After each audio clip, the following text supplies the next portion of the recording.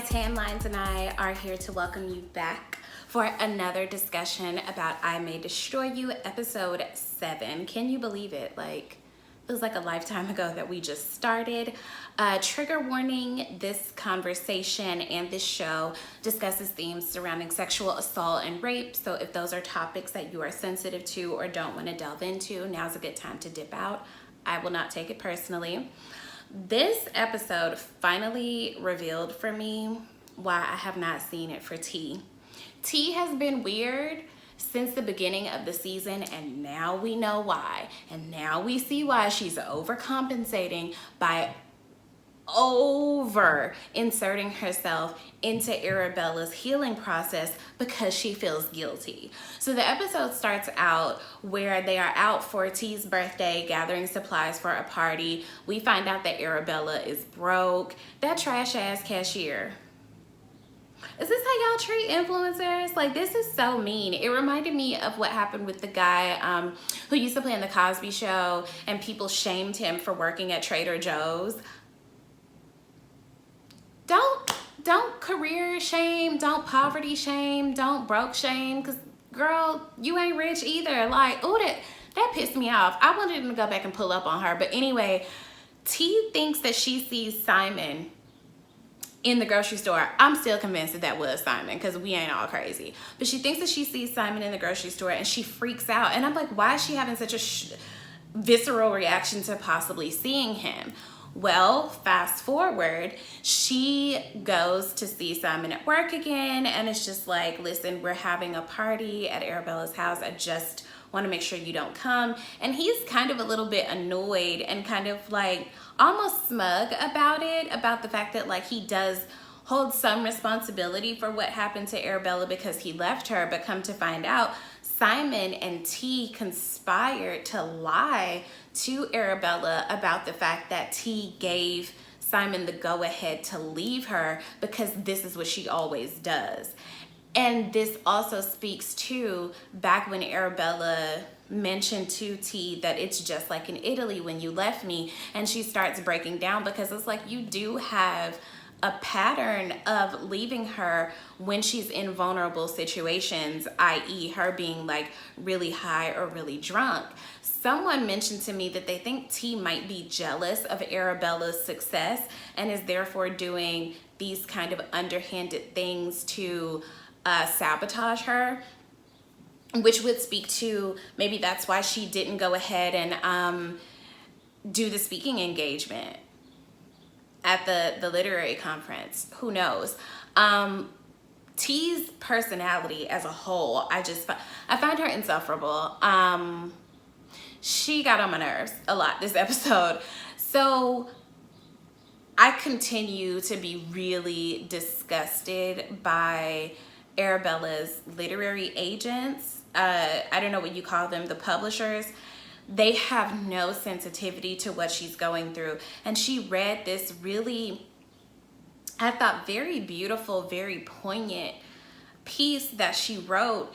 And it's like she wrote this before all of the social upheaval that we're seeing right now with Black Lives Matter and our desire to defund police departments. And she's in a whole other country, but when she said, there were a few things in that piece that she wrote that stuck out to me. One of them was that she said, is me screaming about my problems drowning out someone else's voice because people have bigger problems than I do? And she lists all these different ways that people are suffering in the world. And then the other thing is that she starts to question, is it right for me to lean into my identity as a woman when Black people as a whole are having such a hard time, when Black people as a whole are struggling with poverty?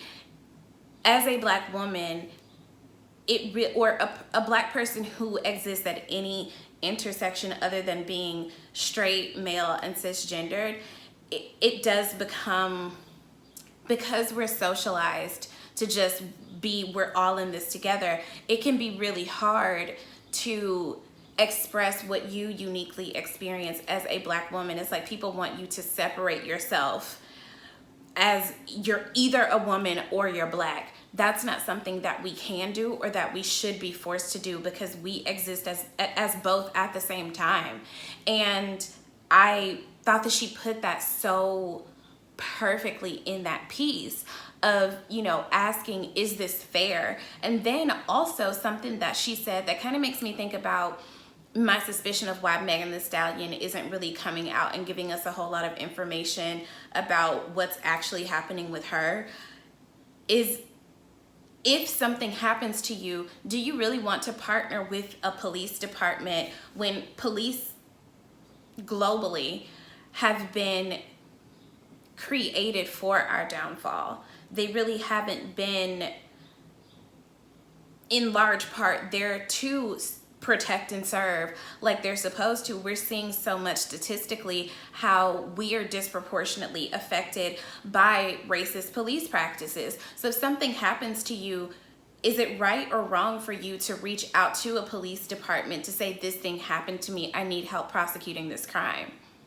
And especially because the detectives who helped her with reporting her rape were extremely helpful, extremely empathetic, and were really a huge, I think, part of her healing process and a part of her support system.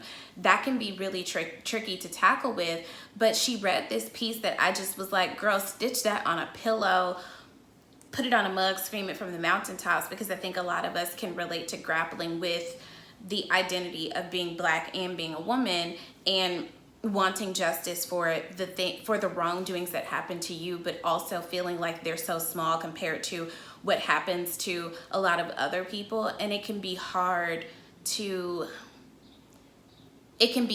say, I'm also having this problem.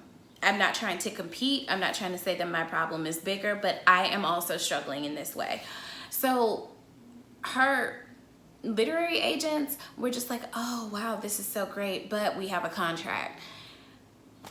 I hate these fucking people. I really hate Susie Hennessy. I want her to be punched in the face by the end of the episode. I keep telling my friends that I think between watching Game of Thrones and watching Scandal, when people on a show are shitty, I just expect for them to be knocked off. I expect for that character to be knocked off at some point. It's just like, where's the justice for someone like this? She's so condescending towards her. Oh, the rape. It's like, why are you talking to her like that? And, oh, you haven't been paid. Oh, well, we do have this thing called a contract. Punch her in the face. I hate that woman. Deeply, I hate her.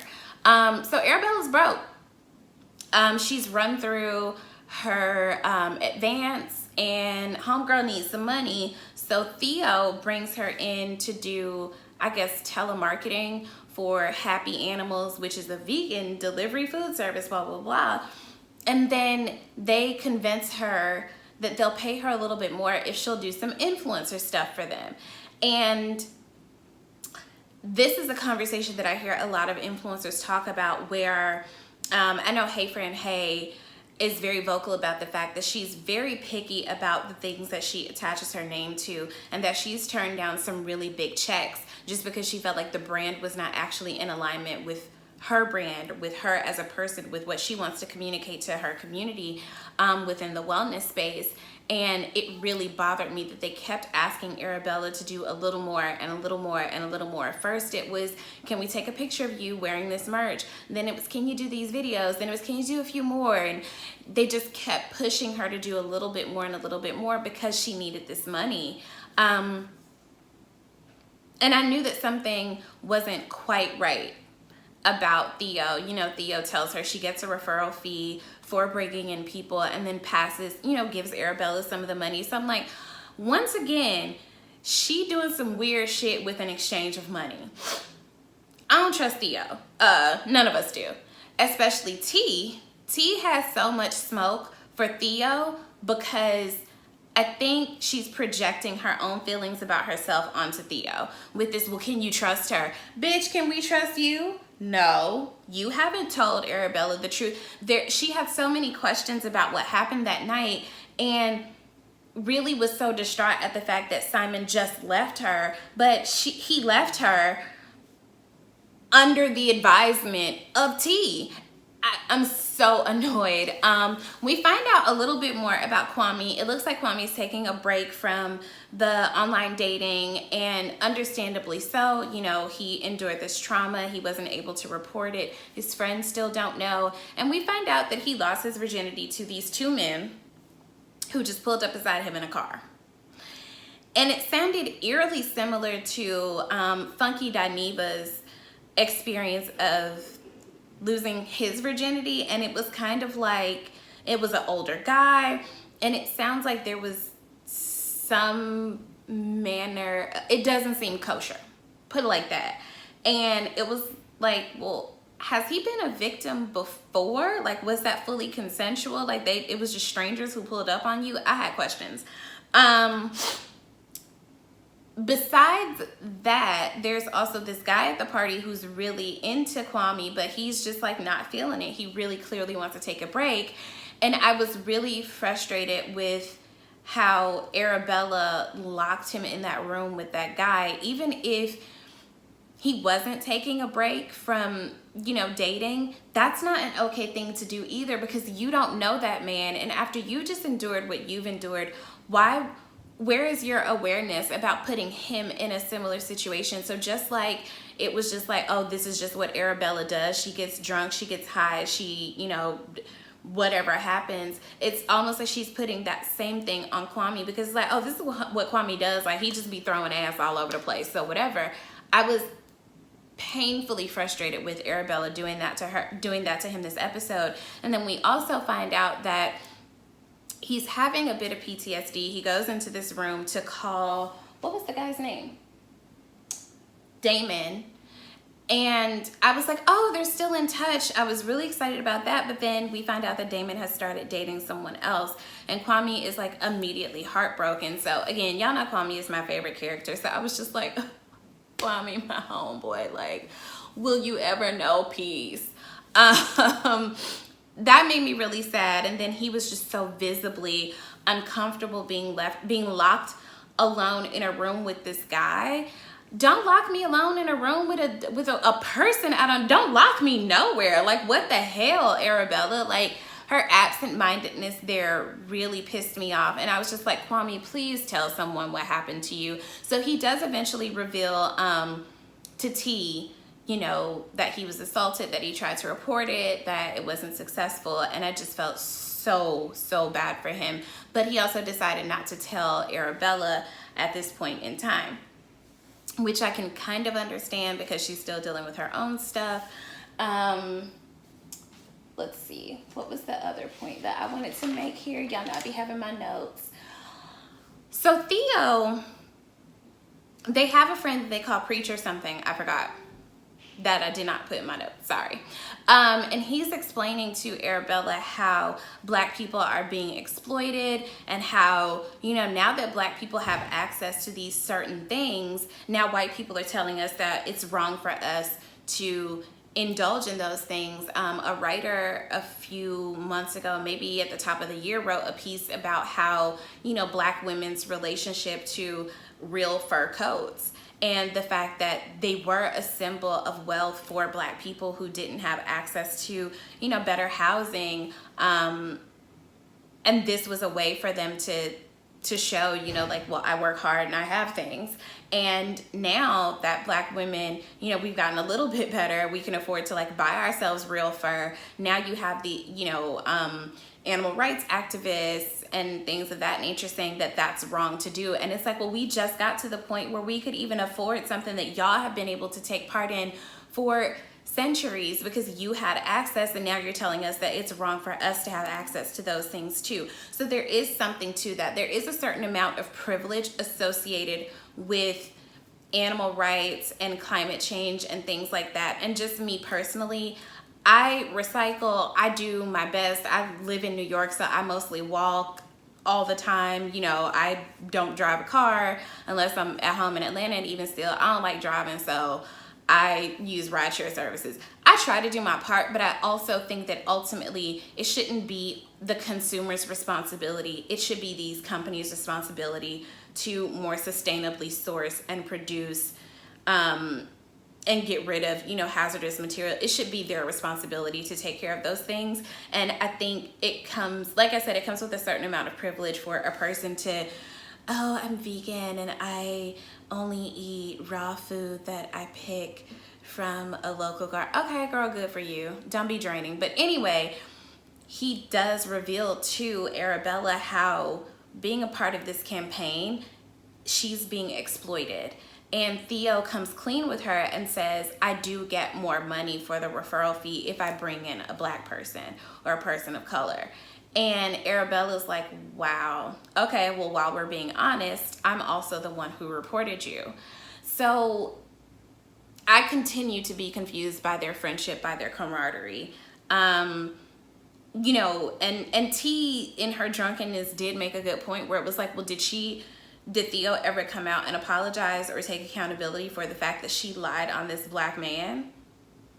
Good question. I still don't understand how or why Arabella feels comfortable being so vulnerable with her, but I guess maybe we'll find out a little bit further in the season. This episode was quite interesting and quite revealing. I'm hoping that Kwame gets to a place where he opens up to Arabella about what happened to him, and to call her to task about locking him in a room with a man he don't know. Like, I don't give a hit. I don't care what my sexual history has been to you. I always have consent over what I do with my body. You don't make those choices for me. That was just such a shitty thing to do. Anywho, thank you guys for joining me again. Make sure to subscribe and comment and share. Also, become a patron of mine if you want to help me to continue to create content for free. And I'll talk to you guys soon. Bye.